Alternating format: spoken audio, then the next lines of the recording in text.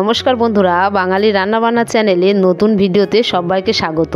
আজ আমি বানিয়ে দেখাবো আটা এবং সাদা তিল দিয়ে এক নতুন ধরনের রেসিপি। এই রেসিপি আমি কিভাবে বানিয়েছি তা আমার এই ভিডিওটা শেষ পর্যন্ত দেখার অনুরোধ রইল।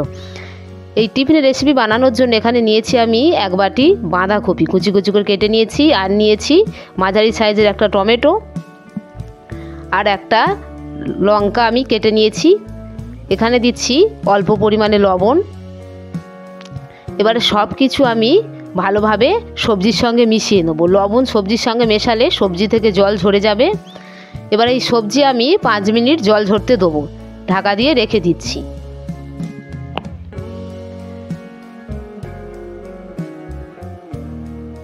এবারে এদিকে আমি নিয়েছি 1 কাপ ময়দা, এখানে দিচ্ছি অল্প পরিমাণে লবণ, এবং এখানে আমি 2 চামচ ঘি ব্যবহার করেছি যাতে টিফিন রেসিপিটা খেতে খুব সুন্দর হয় এবং খাস্তা হওয়ার জন্য।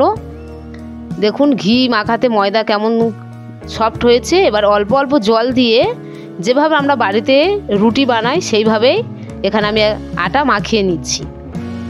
আটা মাখা আমার হয়ে গিয়েছে। এবার এটা আমি আলাদা করে সরিয়ে রেখে দিচ্ছি।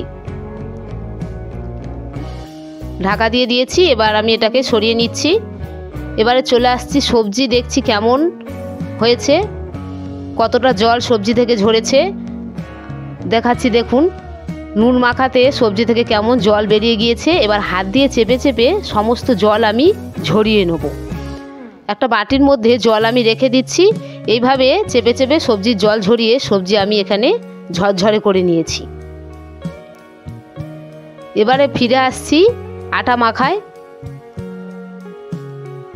আটা মাখার ডোটা কেমন হয়েছে দেখুন। যদি আমার এই রেসিপিটা ভালো লেগে থাকে তাহলে একটা সাবস্ক্রাইব করবেন, লাইক করবেন, কমেন্ট করবেন।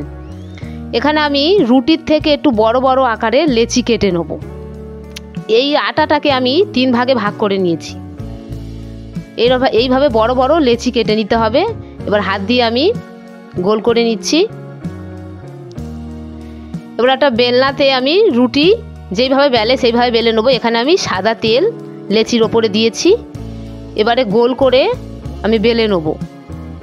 একটু বড় করে বেলতে হবে। দেখুন কিভাবে বেলে নিয়েছি। এবারে ধারগুলো কেটে আমি সমান করে নেব, একটা চৌকো আকারের করে নেব। বা কাটা আটাগুলোকে আমি তুলে বাদ দিয়ে দিচ্ছি। এবার মাঝখান থেকে ছুরি দিয়ে কেটে আমি 4 ভাগ করে নিয়েছি, সমান করে 4 ভাগ করে নিয়েছি। এবারে খাবারের স্বাদ বানানোর জন্য এখানে আমি টমেটো সস ব্যবহার করেছি, প্রত্যেকটায় সস দিয়েছি। এবার সসটা আমি ভালোভাবে লাগিয়ে নেব। সস দিলে খাবারের টেস্ট খুব সুন্দর হয়, খেতে ভালো লাগে, বাচ্চাদেরও খেতে খুব ভালো লাগবে। এবারে সবজি স্বাদ বাড়ানোর জন্য এখানে আমি 1 চামচ চাট মশলা ব্যবহার করেছি। চাট মশলা দিলে খেতে খুব ভালো লাগে। এবার 1 চামচ করে সবজি 4 ভাগে আমি ভাগ করে প্রত্যেকটায় দিয়ে দিয়েছি।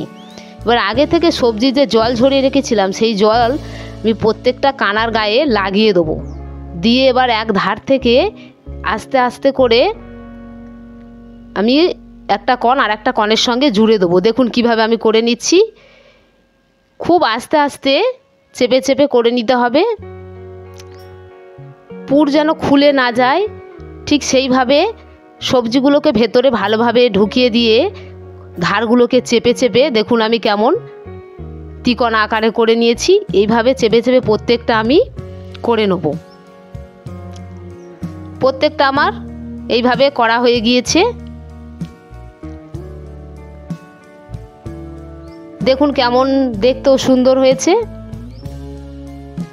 এবার এখানে আমি একটা ময়দার গোলা জন্য 2 চামচ ময়দা নিয়েছি, ভাজা লঙ্কা দিলাম, আর দিচ্ছি ধনেপাতা কুচি, অল্প পরিমাণে লবণ, এবং এখানে আমি 2 চামচ সাদা তিল ব্যবহার করেছি।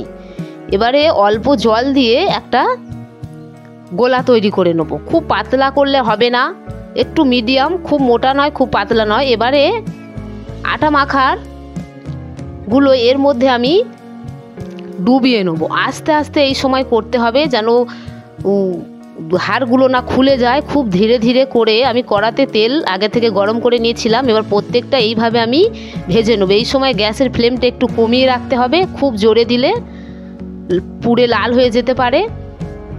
প্রত্যেকে এই রেসিপিটা বাড়িতে বানিয়ে দেখবেন, বাচ্চাদেরও খুব পছন্দের এই একটা রেসিপি এবং খুব হেলদি একটা টিফিন রেসিপি। সাদা তিল ক্যালসিয়ামের জন্য খুব উপকার। প্রত্যেকে বাড়িতে বানিয়ে দেখবেন, খেতে খুবই ভালো লাগে। দেখুন কেমন লাল লাল করে ভেজে নিয়েছি। হয়ে গিয়েছে আমাদের এক অসাধারণ টিফিন রেসিপি। ফিরে আসছি পরবর্তী ভিডিওতে।